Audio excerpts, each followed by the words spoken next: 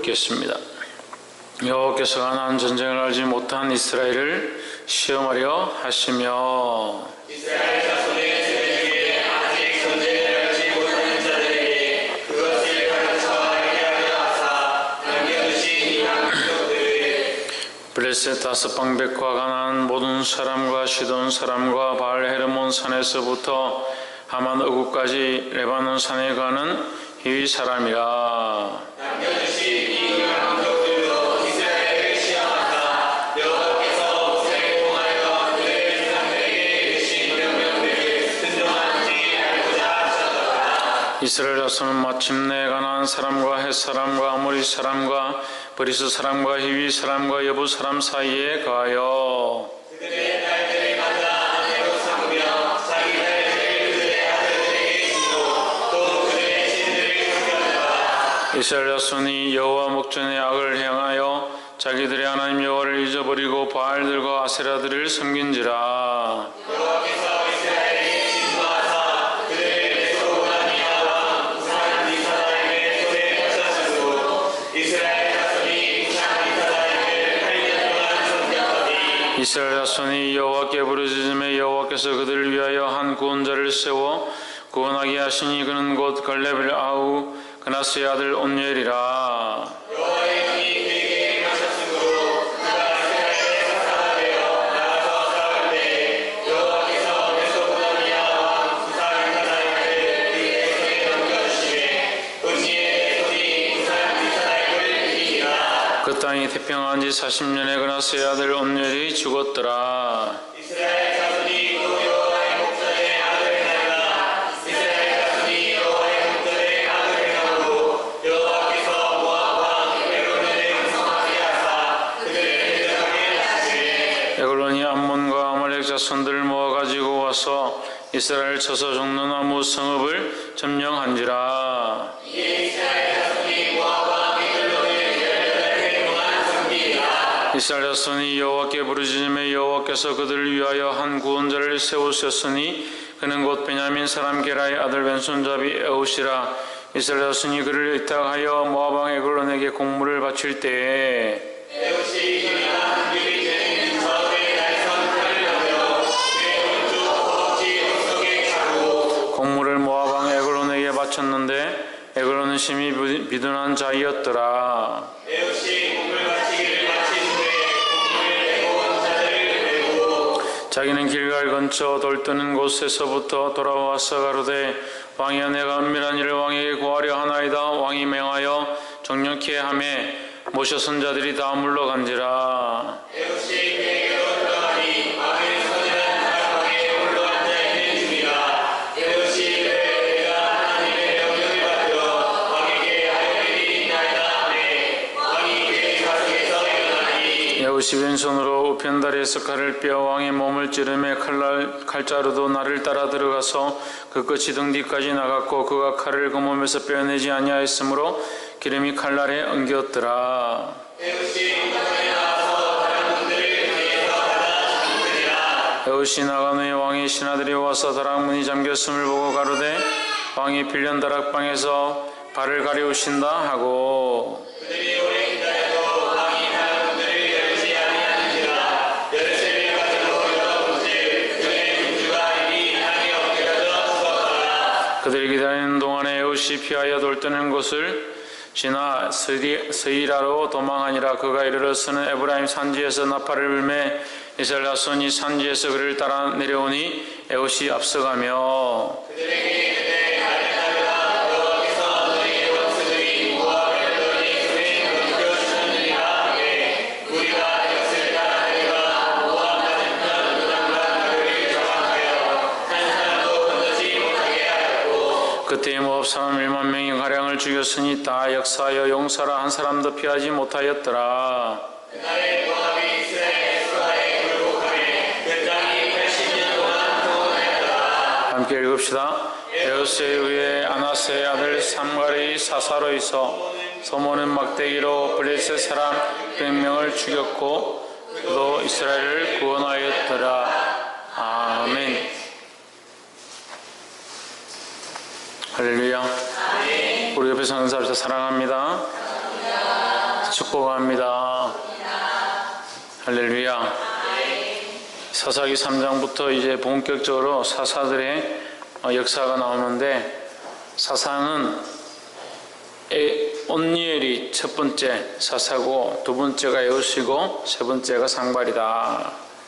그래서 오늘 3장에는 이 세 사사가 다 등장합니다.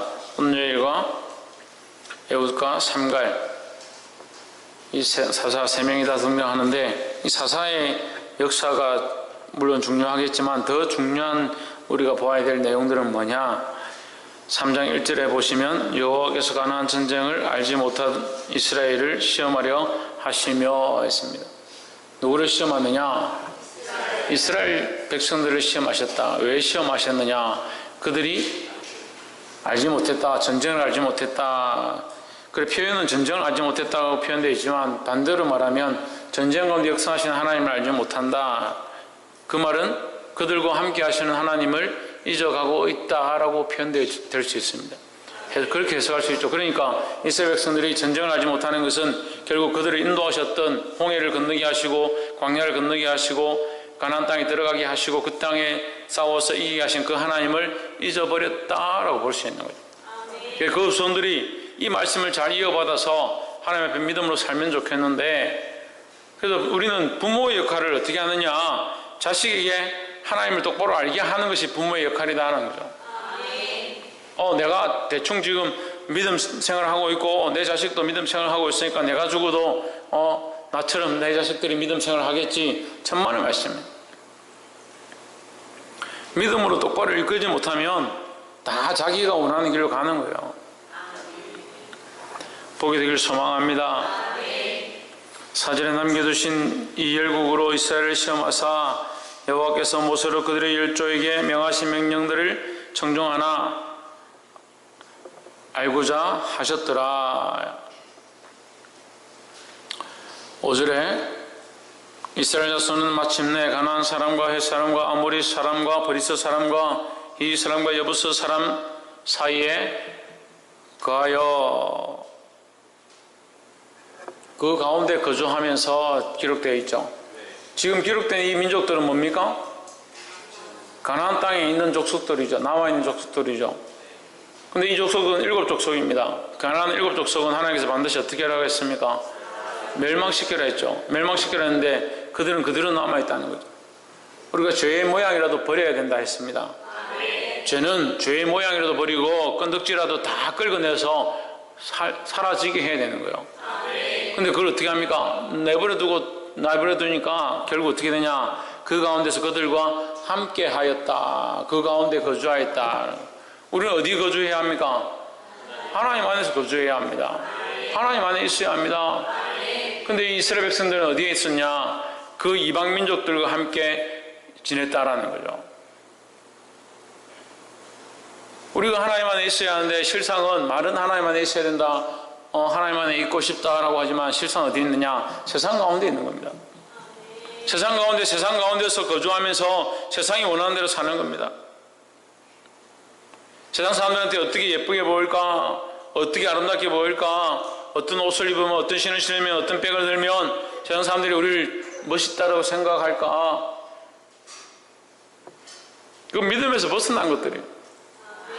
그런데 자꾸 그런 조명들을, 그런 생각들을, 그런 관점들을 가지는 겁니다. 세상 사람 속에서 섞여 살면서 세상 사람 가운데 있으면서 세상이 원하는 대로 자꾸 살아가는 거예요. 세상이 원하는 기준에 우리의 삶을 맞추는 것이 아니라 우리가 믿음으로 삶으로 세상이 우리에게 오히려 맞추게 되는 그런 역사가 일어나야 되는 거예요. 옆에 사람 보십시오. 세상을 따라가지 말고 하나님을 따라갑시다.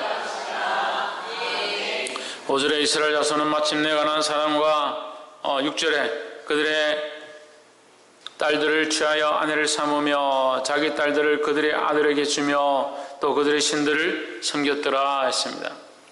사사기 3장 6절에 나와 있는 이 말씀으로 우리가 볼 수 있는 게 뭐냐? 노아 시대에 타락한 이스라엘 백성과 똑같다라는 거예요. 아무리 말해도 듣지 않습니다. 하나님께서 그들에게 방향과 가야 될 길들을 가르쳐 주시는데 듣지 않습니다.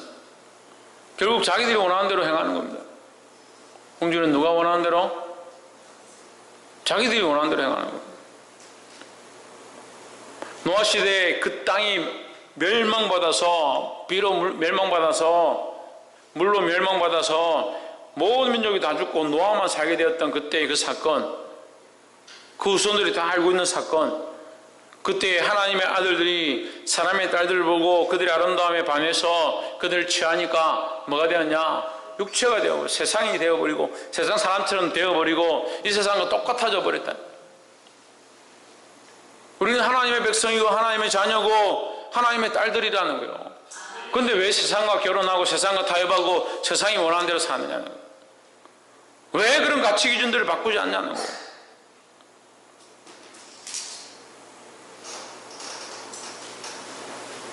특별히 자매들은 정신 차려야 돼요.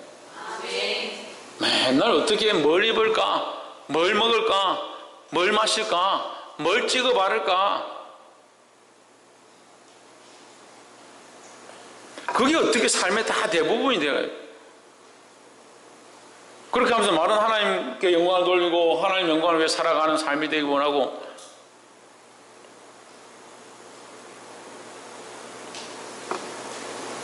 그들의 딸들을 맞아 아내로 삼으며, 남자들도 이거 정신 차려야 돼요. 세상에 여자들의 아름다움을 보고 여자들이 어떤지를 보고 여자들을 보고 그걸 취하면 안 되는 거예요. 남자들은요 전부 껍데기만 보면 껍데기만. 이게 딱 짝꿍이 딱 맞죠.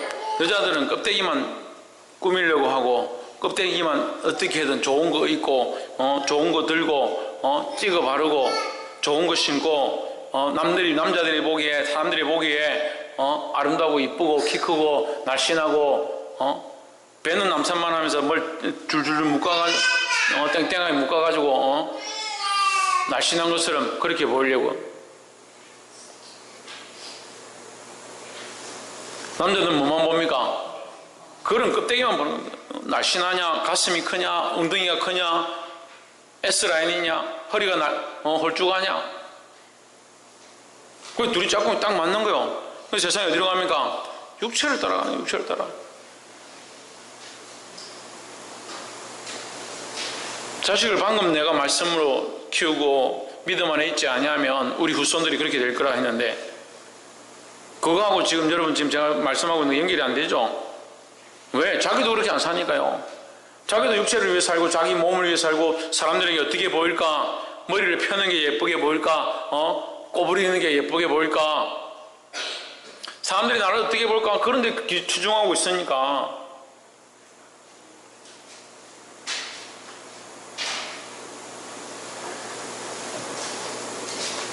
그러면 딱 맞는 거예요. 세상의 문화가. 여자들은 남자들이 잘 보이려고 하고 남자들은 이쁜 여자 고르고, 그 이쁜 여자들은 돈 많은 사람한테 시집가고 남자들은 여자 고르고. 제가 너무 극단적으로 말씀드리는 거지만 시대가 그렇게 돼가고 있는 거예요. 그런데 왜 그리스도인들은 거기 그런 문화에 편성해가지고 그 문화의 조류를 잘 타고 그런 문화를 배워서 그렇게 곁들여서 사냐고요. 우리가 무슨 샌드위치입니까? 세상 사람들과 구별되어지고 분별되어지고 나눠줘서 믿음의 자리에 서야 되는데 구별하네, 구별하네. 보게 되기를 소망합니다. 결국 어떻게 됩니까? 마지막에 그들의 신들을 섬겼더라. 그들을 사랑하고 그들의 문화를 사랑하고 그들을 쫓아가고 그들의 결국이 뭐냐? 그들의 신들을 섬기는 겁니다. 우리가 요한계시록을 하고 있습니다. 요한계시록에서 새로운 놀라운 신학적인 뭔가를 발견하기를, 그런 것보다 우리가 보지 못했던 영적 상황들을 분별할 수 있어야 되는 거예요. 그냥 세상에 살고 있는 것처럼 보이지만 우리는 어디에 빠져서, 세상에 빠져서, 세상 문화에 빠져서 우는 사자와 같이 삼킬자를 찾아다니고 표범처럼 곰의 발바닥처럼 사자의 이빨처럼 하나님의 백성들을 삼키고 물어가지고 끝내려고 하는 그 사단 앞에 세상 문화에 조용히 휩쓸려가지고 거기 끌려가고 있으면서 거기 한번 물리면 빠져나올 수 없는 그런 문화의 조류에 빠져가고 있으면서 그걸 못 보는 거예요. 결국 세상에 편성해서 누구를 섬기냐? 사단을 섬기고 있다는 사실을 보지 못하는 거예요. 보게 되기를 소망합니다. 7절 한번 보십시오. 7절에 보면요, 이 사사기스를 통해서 하나님의 마음을 보여요. 이스라엘 자손이 여호와의 목전에 악을 행하여 자기들이 하나님 여호와를 잊어버리고 바알들과 아세라들을 섬긴지라 했습니다. 여기 사사기 3장 7절에 나와 있는 악은 뭡니까? 이 악은 뭡니까? 우상을 섬기는 겁니다. 다른 신을 섬기는 겁니다. 다른 신은 어떻게 들어왔습니까? 그들이 용납해 준 것들을 통해서 들어왔습니다. 그들이 용납해 준 것들을 아름답게 여기고 그들의 문화에 편성되어지고 그들을 사랑하고 결국 그들의 딸들을 취하고 그 아들들에게 우리의 딸을 주고 그래서 결국 그들 속에 뭐가 들어왔다고요? 우상이 들어왔다고요. 영적으로 보세요. 자기가 내가 세상과 얼마나 타협하고 있는가 보시라니까요. 듣기 싫어도 좀 들어보십시오. 페이스북을 하던 친구들이 페이스북 좀 뭐 잘 안 걸러지고 내용이 좀 이상한 것도 많고 그래서 인스타그램으로 갈아탔어. 그래 아이들이 다 인스타그램을 해. 그냥 물어봤어요. 너희들은 왜 인스타그램을 하냐? 인스타그램을 하면요 예뻐 보여. 사진이 잘 나와요.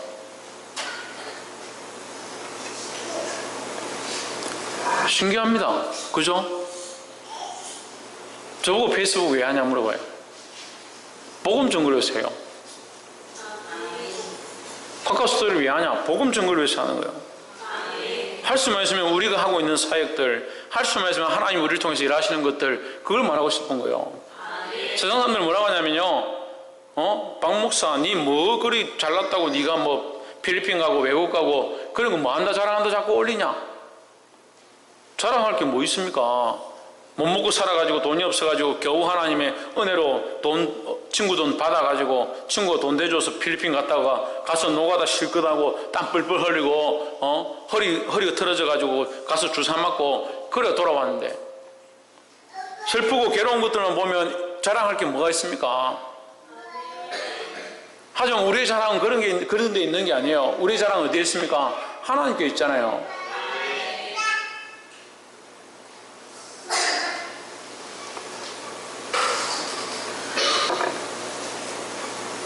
그런데 자꾸 가치관을 어디에 두냐? 세상이 어떻게 나를 보느냐? 세상 사람들이 뭘 더 좋아하느냐? 나도 그 세상 사람들처럼 어떻게 할 거냐? 그렇게 따라가니까 결국 우리 그리스도인들과 특별히 여기 기도에 나오는 사람들과 세상 사람들이 여기 앉아있으면 다를 게 하나도 없어요. 말씀에 아멘 하느냐 안 하느냐 차이밖에 없지 삶을 까뒤집어 보면 삶에서 그 세상 사람들하고 우리 그리스도인하고 무슨 차이가 있냐고. 무슨 차이가. SNS 하는 게 달라요. 인스타그램 하는 게 달라요. 친구들하고 문자 주고받는 게 달라요.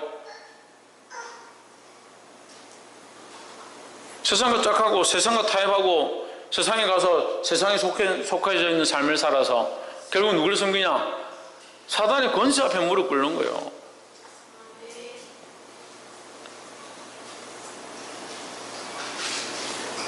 보게 되기를 주의 이름으로 축복합니다. 하나님 모르는 세대가 되지 말고 우리 가운데 은혜로 구원의 역사를 이루신 그 하나님을 기억해서 타협하지 말고 승리하게 되기를 주의 이름으로 축복합니다. 9절 말씀 이스라엘 자손이 여호와께 부르짖음에 여호와께서 그들을 위하여 한 구원자를 세워 구원하게 하시니 그는 곧 갈렙의 아우 그나스의 아들 온니엘이라 했습니다.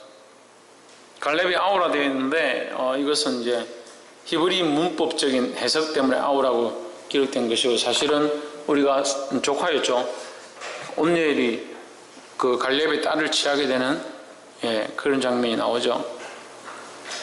10절에 여호와의 신이 그에게 임하셨으므로 그가 이스라엘 사사가 되어 나가서 싸울 때 여호와께서 메소보다미아 왕 구산 리사다임을 그 손에 붙이심에 온누엘의 손이 구산 리사다임을 이기니라 했습니다. 자, 온누엘의 승리는 어디에 있습니까? 여호와의 신이 그에게 있는 것입니다. 그럼 우리는 이 시대를 어떻게 이기냐? 성령의 충만함으로 이기는 거예요. 다른 걸로 자꾸 이기려고 하지 마세요. 자꾸 내가 노력하면 정신을 바짝 차리면 물론 차려야 되죠. 정신도 차려야 되고 노력도 해야 되고 말씀 앞에 서야 하고 예배하러 나와야 하고 기도도 해야 되지만 더 중요한 것은 성령의 충만함을 입으라는 거예요. 성령을 사모하라는 겁니다. 성령의 충만함이 없고 성령의 사모함이 없고 내 안에 이 충만함이 없다, 풍성함이 없다. 그럼 어떻게 해야 합니까? 구해야 합니다. 성령을 구해야 합니다. 또 전순 권사님 어떻게 해야 합니까? 사모해야, 방금 사모해야 하고 또 구해야 하고 신성경 어떻게 해야 합니까?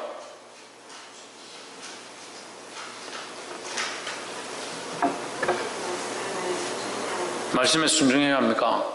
말씀을 다 모르는데 재원이 어떻게 해야 합니까? 기도해야 합니다. 박성희 어떻게 해야 합니까?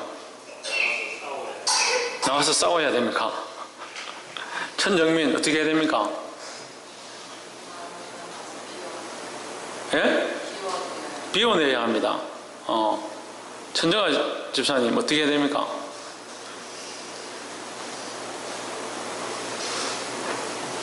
신이 어떻게 됩니까? 성령의 인도함 안에 있어야 된다. 성령의 인도함을 받아야 된다. 자, 기도해야 됩니다. 사모해야 됩니다. 기도하고 사모하고 기도하고 사모하면 성령을 주시겠죠. 그럼 그 다음에 어떻게 됩니까? 성령의 인도함을 받아야 되죠. 성령이 우리 안에 안 계신 게 아니고 역사하지 않는 게 아니고 말씀하지 않는 게 아닙니다. 근데 우리는 뭘 합니까? 자꾸 무시하죠.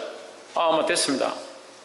우리가 부모님을 무시하듯이 육체의 부모님을 아주 쉽게 엄마 됐어요. 그만 좀 하세요. 내가 알아서 설거지 하면 되잖아요. 뭐 자꾸 그 얘기 합니까? 또 그 얘기냐고 또. 내가 취직할 건데 알아서 취직할 건데 뭘 또 그 얘기 하냐고. 육신의 부모를 무시하는데 살아계신 하나님을 얼마나 잘 무시하는지, 성령도 얼마나 잘 무시하는지, 성령 뒷단에는 가지고 있다는 성령이 얼마나 미약한지. 성령이 미약한 게 아니라 우리 안에 성령의 충만함을 보지 못하고 있는 게 미약하다고. 성령을 얼마나 잘 보지 못하고 잘 느끼지 못하고 잘 깨닫지 못하는지. 사모하지도 못하고 기도하지도 못하니까 성령에 민감하지 못한 거예요. 민감하지 못하면 뭘 할 수 없습니까? 성령의 이끌림을 볼 수 없죠. 성령에 이끌릴 수가 없죠. 성령의 음성을 들을 수 없죠. 성령이 원하신 대로 살 수가 없죠. 온누엘이 가서 그 왕을 쳐 죽일 만큼. 그래서 뭘 하느냐? 이스라엘의 구원을 이루는 일들을 하는 거예요. 우리는 이 시대를 따라가지 말고 성령에 이끌려서 성령을 따라가서 성령이 이끄시는 대로 순종해서 이 시대를 바꾸는 사람이 되어야 되죠. 이 시대가 원하는 대로 살아가지고 하나님 앞에 악을 행하고 멸망받을 짓들을 왜 하고 있냐고요.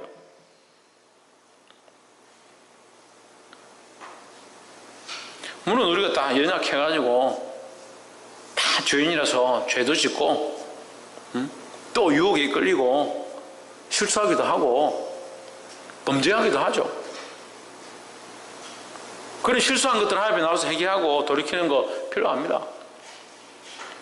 근데 더 문제는 뭔지 알아요? 여전히 그 가치관을 안 바꾼다는 거예요. 여전히 삶의 패턴을 그대로 들고 있다는 거예요. 대충 일어나서 대충 살고자 하고 일어나는데 찍어 바르고 어떻게 하면 더 예뻐질까? 볶을까? 염색을 할까? 빨간색을 할까? 파란색을 할까?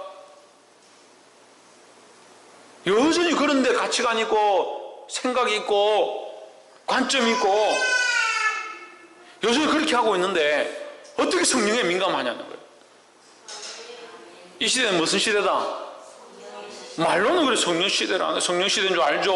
얼마나 공부를 열심히 해놨는지. 이 큰 사랑 교회 성도들, 특별히 기도하는 사람들은 얼마나 열심히 공부를 했는지 그런 거 잘 알아요. 성령 시대인 줄 알고 성령의 이끌림을 받아야 되는 줄 알고 성령을 어떻게 하면 충만함을 받습니까? 사모하면 되지요. 얼마나 똑똑한지 모르는 게 없어요. 모르는 게. 그런데 왜 안 바꾸냐고요. 그 기초를 왜 안 바꾸냐고요. 가치관을 왜 안 바꾸냐고요. 삶의 패턴들을 왜 안 바꾸냐고요. 바꾸기를 소망합니다. 그래야 지금 용사로 나가 싸우는 겁니다. 우리도 이 시대의 이 악한 대적들을 향해서 우리가 나가서 싸울 수 없지만 성령에 이끌린 대로 살면 그것이 영적 싸움이 되는 거예요. 영적 싸움을 어떻게 하자는 거예요? 어떻게 하자는 거예요? 성령에 이끌린 대로, 성령이 원하시는 대로, 성령이 기뻐하시는 대로 살아야 되는 거예요. 할렐루야.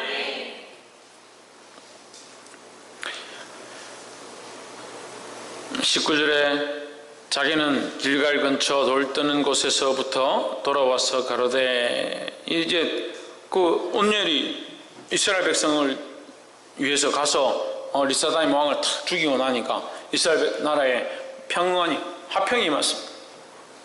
악한 것들을 싸워 이기고 나니까 그 다음에 평안해졌다. 평안해졌으면 더 하나님 잘 생겨야 되는데 평안해지고 나니까 또 범죄하기 시작하고 하나님 떠나기 시작하고, 그래서 하나님 그 나라를 또 치신 거예요. 이스라엘을 또 치셨어요. 치셔가지고 또 하나님 앞에 또 부르짖는 살려달라고. 살려달라니까 그 지금 19절에 에웃을 세웠습니다. 에웃을. 19절 길갈 근처 돌 뜨는 곳에서부터, 이게 자기는 에웃입니다. 에웃은 같이 공물을 가지고 간 거예요. 왜? 계속 공물을 바쳐야 되니까. 이 암몬 족속 왕에게 공물을 바쳐야 되니까.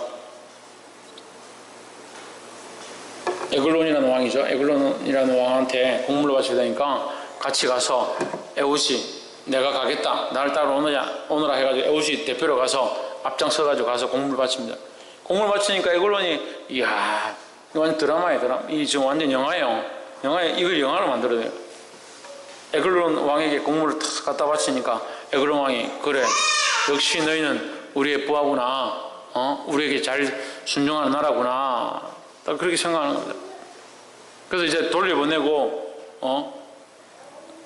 에웃은 어디에 숨었냐? 길갈 근처 돌 뜨는 곳에서부터 돌아와서, 돌 뜨는 곳은 뭐냐면요, 돌을 뜬다. 돌을 왜 뜹니까? 돌을 왜 떠요? 왜 집을 짓든지 뭘 만들려고 뜨겠죠. 그 돌을 뜨는 것은 대부분 우상을 조각하는데 쓰는 곳이다. 우상을 만드는 곳이다는 거죠.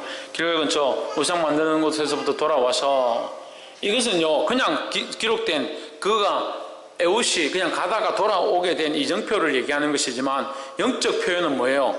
우리가 가다가 돌아와야 될 곳이 어디입니까? 그 세상으로 타협한 거, 우상 앞에 무릎 꿇은 곳에서부터 돌아와야 된다는 거예요.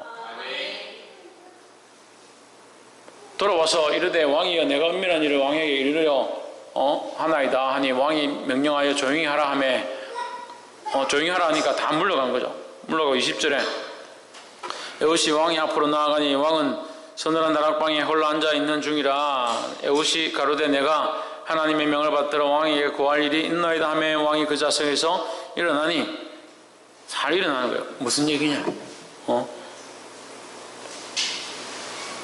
이 사람들은 다 뭐 그나스나 바알이나 아세나나 이런 신들을 섬기니까,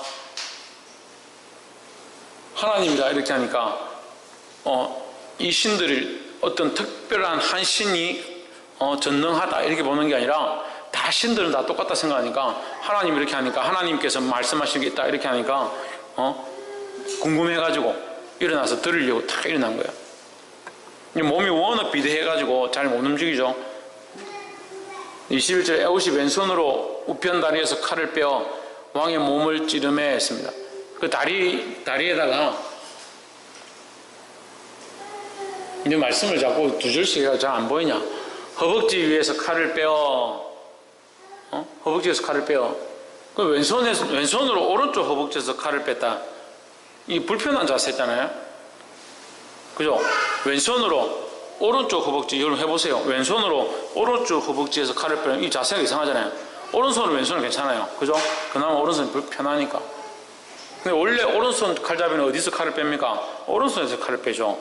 왼손 칼잡이는 왼손에서 칼을 빼잖아요. 근데 왼손잡이인데 왼손으로 오른손 허벅지에서, 오른쪽 허벅지에서 칼을 뺐다. 무슨 말이에요? 오른손을 못 썼다는 거죠. 오른손을 쓸 수 없는 사람이었다는 거죠. 그래서 왼손잡이다. 이 에옷은 왼손잡이다. 왼손잡이 에옷이다. 이런 말이 있어요. 왼손잡이 에옷이라는 말은 결국 뭐냐면 오른팔을 못 쓴다는 거예요. 오른팔을. 장애인이라는 거죠. 그럼 하나님 앞에 쓰임 받는 자는요, 육체적으로가 중요한 게 아니라는 거죠. 그러니까 육체적으로 한쪽이 부족해도 영적으로 이 일들을 하는 겁니다. 할렐루야. 오른쪽 허벅지에서 칼을 빼가지고, 칼이 얼마나냐? 딱 이 팔뚝만 하거든요. 그러니까 허벅지에 딱 넣으면 딱 맞죠? 넣었다 빼가지고 빵을 찔렀습니다. 그러니까 얼마나 뚱뚱했던지 칼이 들어가니까 쑥 들어가 버리고 칼이 안 빠졌어. 놔뒀습니다. 피가 엉겨가지고, 기름이 엉겨가지고 그 칼에서 떨어지기 시작합니다. 하나님 그렇게 그들을 쓰셔서 이스라엘을 구원하셨다는 거예요. 에봇이 그 에글론이라는 그 왕을 죽이고 나서 이제 전쟁을 하죠. 28절에 무리에게 이르되 나를 따르라. 여호와께서 너희 대적 모압 사람을 너희 손에 붙이셨느니라 하며, 무리가 에봇을 따라 내려가서 모압 맞은편, 아까 암몬이었는데 모압이구나. 모압과 암몬이 어쨌든 같은 족속이니까 사람을 너희 손에 붙이셨느니라 하며, 무리가 에봇을 따라 내려가서 모압 맞은편 요단강 나루를 잡아 지켜 한 사람도 건너지 못하게 하였고, 29절 그때 모압 사람이 1만 명가량을 죽였으니, 모압 사람 1만 명을 죽였으니 다 역사하여 용사라 한 사람도 피하지 못하였더라 했습니다. 30절 그날에 모압 사람이 이스라엘의 수하에 항복하며 그 땅이 80년 동안 태평하였더라 했습니다. 여러분 보십시오. 28절부터 30절에 누구를 따르라 하냐? 에봇을 따르라 합니다. 근데 이스라엘 백성들은 다 장정이고 건강하고 장수들이고 전쟁을 잘하는 사람인데 누구를 따르라 하냐? 에봇을 따르라. 에봇은 뭐예요? 장애인이었다는 거예요. 몸이 불편하고 싸움이 능하지 못한 자였다는 거예요. 근데 어떻게 에봇을 따랐습니까?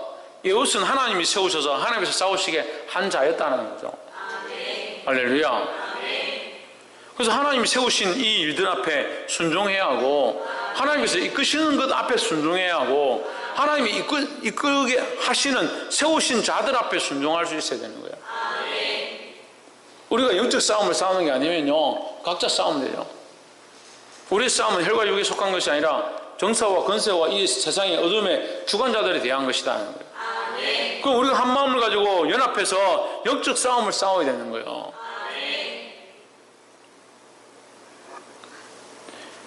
마음을 같이 한 방향으로 이 영적 싸움을 싸워 승리하기를 주의 이름으로 축복합니다.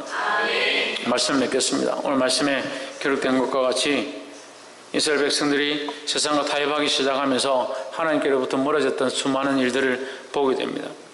우리는 이것을 보고 교훈 삼아서 이 땅과 타협하지 말고 믿음으로 서서 싸워 승리하기를 소망합니다. 어떻게 싸우냐? 뭐로 싸우냐? 성령으로 싸우는 거예요. 성령이 우리 안에 오셔서 우리에게 말씀하신 대로 순종하고 성령의 충만함으로 악한 세대와 싸워 이겨야 되는 거예요. 그래서 주께서 우리에게 싸우게 하실 때 믿음을 따라, 주께서 세우신 자를 따라, 주님 원하신 뜻을 따라 승리하게 되기를 주의 이름으로 축복합니다. 기도하겠습니다.